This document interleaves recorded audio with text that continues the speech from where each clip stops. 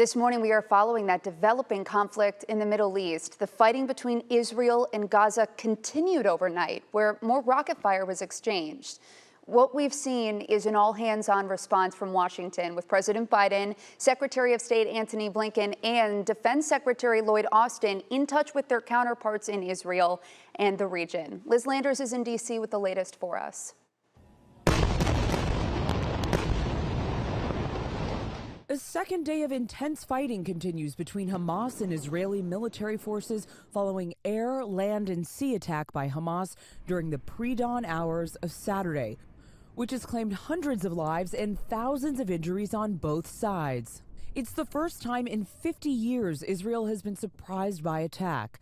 Hamas says that their deadly actions are due to the Israeli government's policy occupation of Palestinian land, along with other grievances. Israeli Prime Minister Benjamin Netanyahu responding to Hamas, saying that, quote, Israel will settle the score. In Washington, congressional leaders and President Biden both condemned the attack. Mr. Biden spoke by phone Saturday with Netanyahu and addressed the nation, offering full U.S. support. Israel has the right to defend itself and its people. Full stop.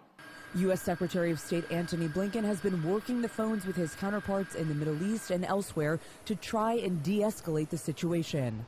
Meanwhile, the FBI and the Department of Homeland Security, while not having specific intelligence indicating a threat to the U.S., have issued a public safety notification to law enforcement nationally, urging them to remain vigilant.